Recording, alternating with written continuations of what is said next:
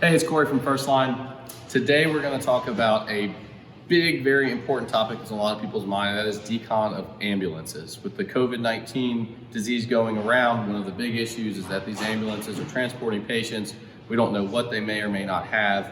They need to get turned around quickly. They need to get decon quickly. We need to protect the providers, and we also need to protect the future patients. So our friends at Stafford County Fire and Rescue were kind enough to bring an ambulance by to First Line here today and let us walk through and showing the process of deconning an ambulance with an electrostatic fogger and Dahlgren Decon. So the first step is going to be to prepare our decontaminant. And today what we'll do is we'll mix up a 200 milliliter Dahlgren Decon, and we will dilute that with 2 liters of water. That gives us a 1-to-10 ratio, and it ends up around 5,000 parts per million of peracetic acid, which is enough to really knock out pretty much any pathogen out there.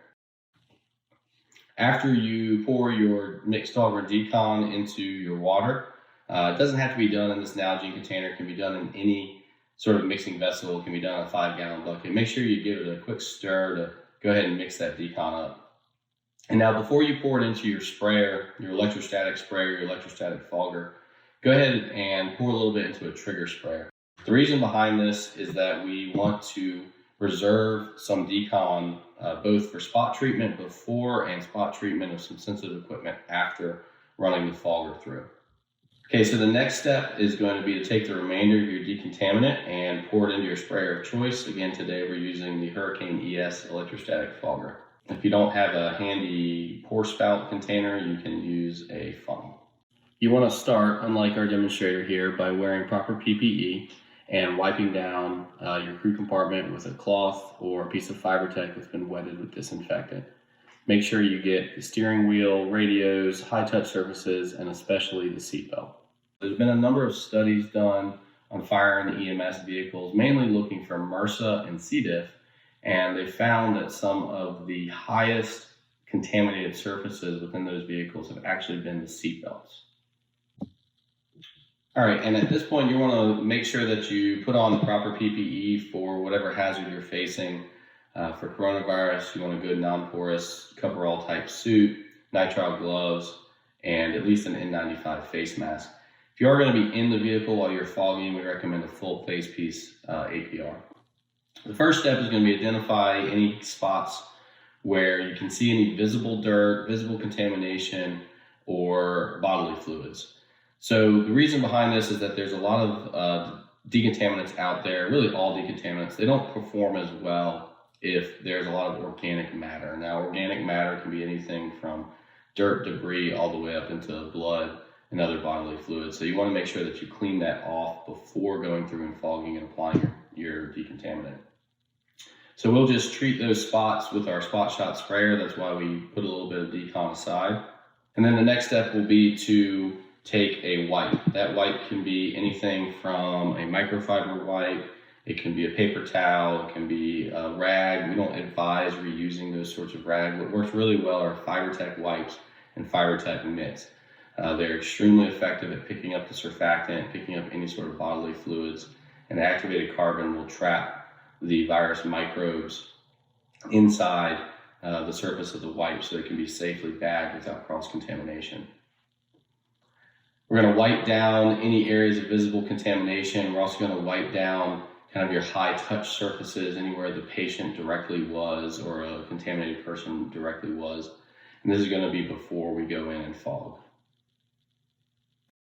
So now we're going to start fogging the interior of the ambulance. It is possible to simply put the fogger inside the ambulance, close all the doors, let it run for about 3 to 5 minutes, and then turn that vent fan and open all the doors up. That does work. It is effective.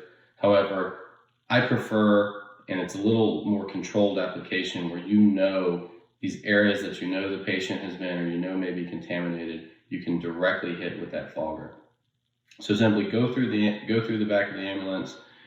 Try to keep a couple feet away. If you get much closer, you're going to really be putting too much liquid on. It's not a bad thing. It's still going to work. However, you're just wasting the decontaminant at that point in time. And once you're done with the patient compartment of the ambulance, you can go to your driver's compartment.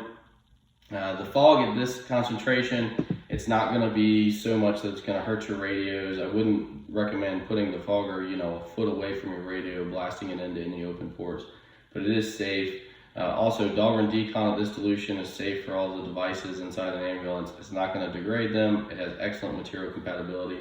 But if you are using a different disinfectant, just make sure that it's not going to destroy the rubber, destroy the plastics, corrode any of the metal that's on your rig.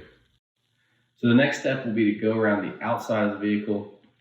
Make sure that you are getting your storage compartments. In this case, this crew has SCBAs. Anything that is being used on the call, being used by your responders, make sure that they're decontaminated as well. The fogger is really outstanding at this. It makes quick and easy work of putting decontaminant on those complex surfaces without having to wipe down every single surface. After you're done fogging, it's important to allow dwell time for the decontaminant or disinfectant. For coronavirus, we're still working on testing for this specific type of virus, but based on the information we have on more difficult to kill viruses, the dwell time for coronavirus is 5 minutes. The next step will be to come through with a wipe, just a dry wipe, and it is a good practice just to wipe any residue off any of your high touch surfaces. This FRDD, when it's diluted, it doesn't leave any real noticeable residue. However, certain areas, if you've gone a little too thick with your application, you may want to wipe off just any remaining residue. Sensitive equipment, touch screens, just give them a quick wipe down with just a dry, clean cloth or a FiberTect wipe. All right, so there you have it. And the entire process of decontaminating an ambulance can be done within 5 to 10 minutes, doing a very, very thorough decon.